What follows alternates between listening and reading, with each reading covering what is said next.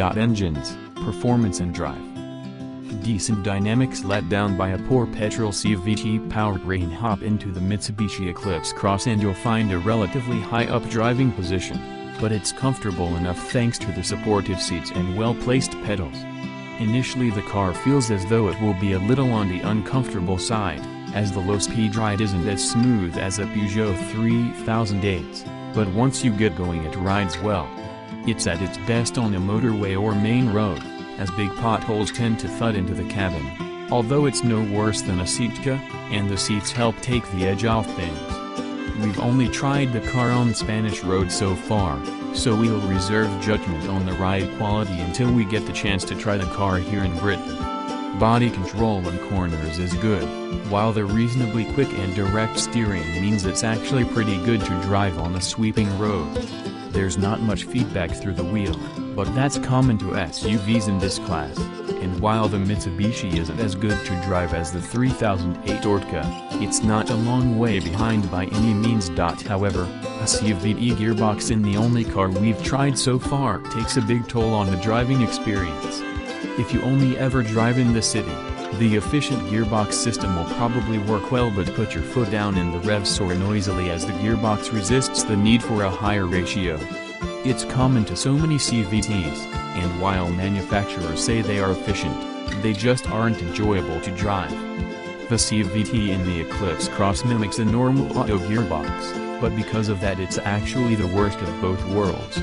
It slurs shifts into simulated gears, while still holding revs unpleasantly high for too long when you want to accelerate. Paddles behind the wheel offer a manual mode of sorts, but it's incredibly unresponsive and unpleasant to use, even though the paddles themselves are beautifully designed. A manual is available with the petrol engine at launch, and a traditional automatic will be available with the diesel engine. All look like better options on paper.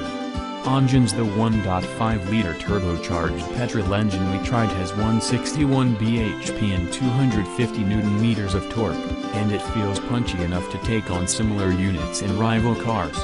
It's reined and smooth too, so we're looking forward to trying it with a manual gearbox. 0 to 62 miles per hour takes 9.8 seconds in the CVT model, and 10.3 in the manual.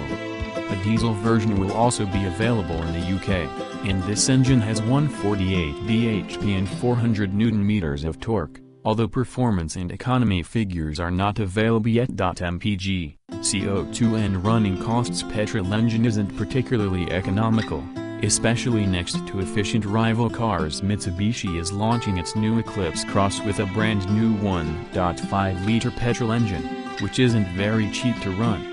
It'll manage just 42.8 miles per gallon in front-wheel drive cars with a manual gearbox, while the CVT version with 4WD returns 40.4 miles per gallon. The Toyota CHR with a 1.2-liter petrol engine returns 47.9 miles per gallon, and even claims 74.3 miles per gallon for the hybrid model that shares running gear with the Prius.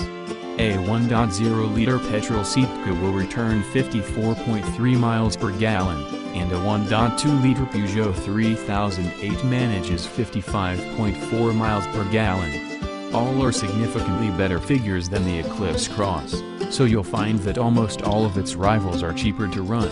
CO2 figures of 151 grams/km, manual, and 159 grams/km, CVT, are also behind the competition, and will mean higher company car tax bills as well, although new rules mean almost all cars in this class will cost £140 a year to tax.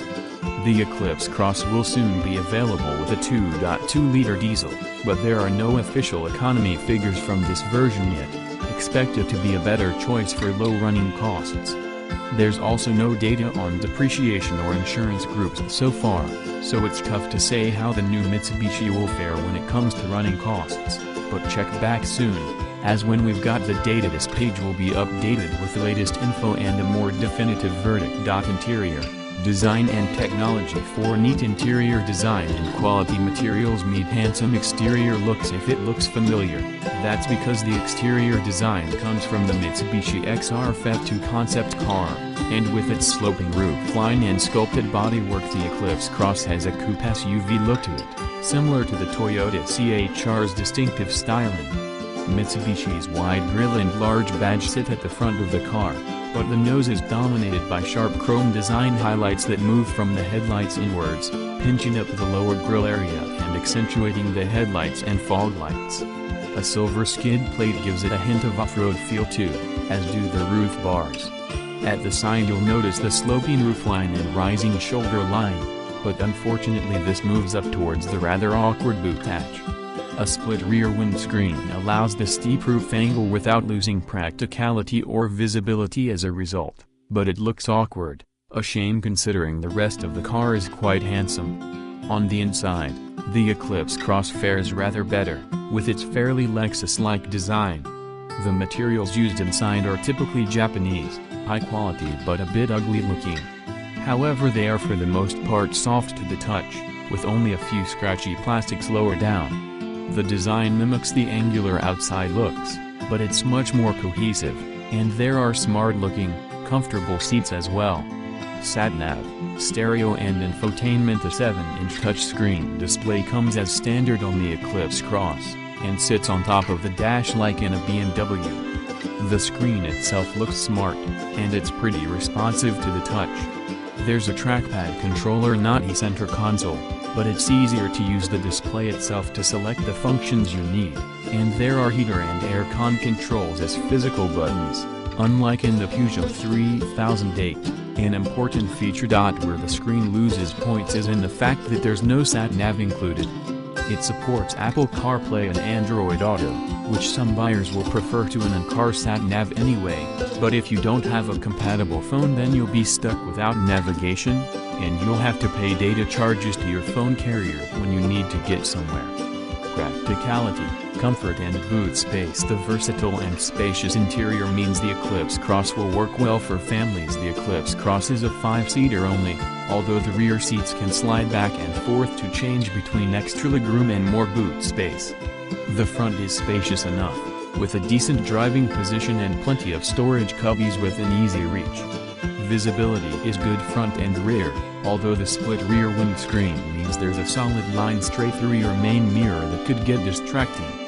The side mirrors are nice and big, though, which helps when you're changing lanes on the motorway. A brake towing capacity of 1,600 kilograms isn't bad, but for pulling a caravan or larger trailer you're better off with a stronger diesel model, and the 2.2-liter car coming soon will up the figure to 2,000 kilograms. Size. The new Mitsubishi measures in at 4,405 mm long, 1,805 mm wide and 1,685 mm high, which places it between the ASX and Outlander in the Mitsubishi range. It's shorter and thinner than a Peugeot 3008, but is a little taller, and it's longer than a seat kit too. The seat is wider, though, and quite a bit shorter. The Eclipse Cross places its driver fairly high up, although getting in and out isn't a problem. It's only a small SUV, after all. Its dimensions place it firmly in the compact crossover SUV class, and even without getting the measuring tape out you'd easily be able to tell that it's about the same size as its rivals. Legroom, headroom and passenger space. A sliding rear seat means that you can easily improve rear legroom, and even with the seats fully forward an adult will just about fit behind a tall driver. Slide the seats back, if you've not got much luggage in the boot, and there's plenty of space in the rear seats. Even with that sloping roofline, headroom is decent back there as well, but taller passengers might brush against the roof.